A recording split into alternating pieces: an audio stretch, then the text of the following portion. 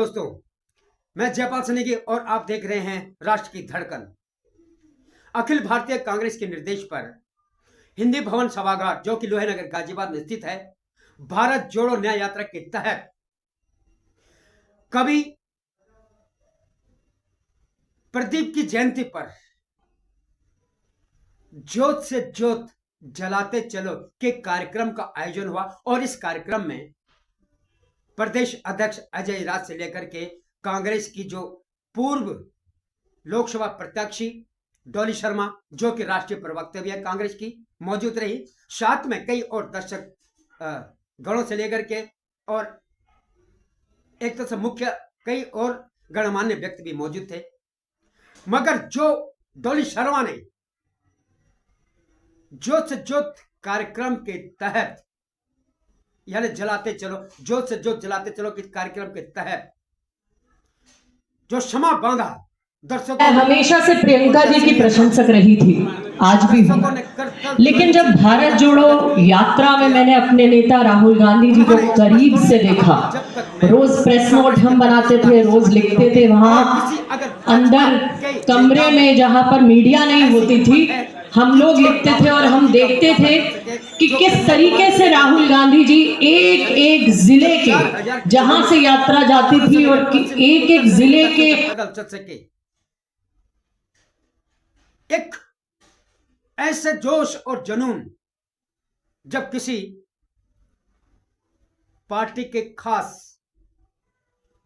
किसी भी व्यक्ति हो या किसी पार्टी का कोई भी नुमाइंदा हो या कोई भी एक तरह से पार्टी का कार्यकर्ता ये जोश और जुनून रहते हैं तो अवश्य ही उस पार्टी के अंदर एक नई विचारधारा, एक नया उत्साह, एक नया बल मिलता है। ताकि और ये बल किसको मिलता है? कार्यकर्ताओं को। और जब कार्यकर्ताओं को बल मिलता है, उत्साह मिलता है, तो फिर वो भी अपने भरसक प्रयास करते हैं जन जन तक पहुंचने का। अब इन बातों में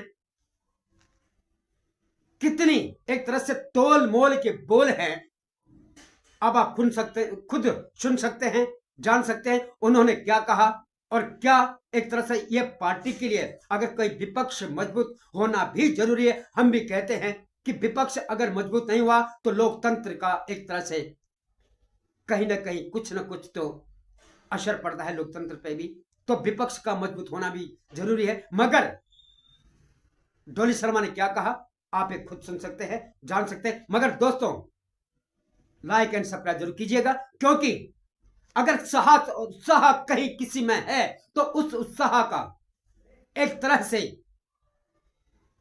उनको अगर उनकी भी प्रशंसा की जाए तो मुझे लगता है कोई असंगत नहीं होगा। तो आप देख सकते हैं उनके बोल किस तरह से उनके जो भाव थे, उन भावों के जो बहती गंगा राष्ट्रीय धड़कन आपके शम को लिया है। आप देखिए राष्ट्र की धड़कन। जय हिंद। नेता ऐसे आ रहे हैं जो मंत्रियों के पद पर विधायक मिल जाएंगे, राज्यसभा मिल जाएगी, आपको इतनी सीटें मिल जाएंगी, इस लालच में आज इधर से उधर जा रहे हैं। लेकिन लगातार बिना डरे, बिना रुके और बिना इन सब चीजों की परवाह करे एक व्यक्ति लगातार पैदल चल रहा है। लगातार आसान नहीं है 4000 किलोमीटर के ऊपर चलना, आसान नहीं है। सारी चीजें आपके खिलाफ और फिर भी आप लगातार चल रहे हैं, आसान नहीं है। यहां से हम बोलते तो हैं लेकिन कोई चल के दिखा दे जरा 10 किलोमीटर, 4000 किलोमीटर प्लस ये 6700 किलोमीटर, वो एक ही नेता है जो चल रहा है। और वो अपनी बात नहीं कर रहे हैं, वो आपके, हमारे और इस देश के हर इंसान के घर परिवार और उनके बच्चों के भविष्य की बात कर रहा है। वो शिक्षा की बात करता है, वो स्वास्थ्य की बात करता है, वो आपके उद्योग धंधे व्यापार की बात करता है, वो आपके हर उस किसान के हक मारने की बात करता है जो इस सरकार आज लूट रही है। वो अपनी बात नहीं करता, वो एक टी शर्ट में और एक कार्गो में पैदल चलता, वो व्यक्ति है, उस व्यक्तित्व का इंसान है मैं कहती हूं मुझे बहुत गर्व है कि मैं इस पार्टी का हिस्सा हूं। मेरे नेता राहुल गांधी और प्रियंका गांधी हैं। गर्व से कहती हूं मैं कांग्रेस पार्टी का हिस्सा हूं और अपने अंतिम सांस तक इस पार्टी का हिस्सा रहूंगी। और मुझे लगता है कि ये युवा, मेरे भाई पारस यहां बैठे थे, मैं पारस से अभी बात कर रही थी, डिस्कस कर रही थी यूथ कांग्रेस का, और बड़ी एक बहुत एनर्जेटिक बात पारस ने मुझसे कही कि दीदी मैं इतनी मेहनत करूंगा कि पश्चिमी उत्तर प्रदेश में यूथ कांग्रेस को खड़ा करके दिखा दूंगा। ये जज्बा है और ये जज्बा हमारे नेता राहुल गांधी से आता है। जब मैं टीवी पर रोज टीवी डिबेट में बोलती हूं, लगातार बोलती हूं, उसके बहुत सारे हर जाने हम भुगतते, कई मामलों में हम भुगते हैं और भुगत रहे लगातार। आसान नहीं होता टीवी पर बैठ के इन्हें लगातार घेरना, क्योंकि ये लोग रोज आपको नीचे से ऊपर तक घेरते हैं, आपकी हर चीज पर प्रहार करते हैं। अगर आज इनके खिलाफ कोई बोलता है तो उसके यहाँ ED, CBI, income tax, ED, इनके एक्सटेंडेड डिपार्टमेंट सब पहुंच जाते हैं।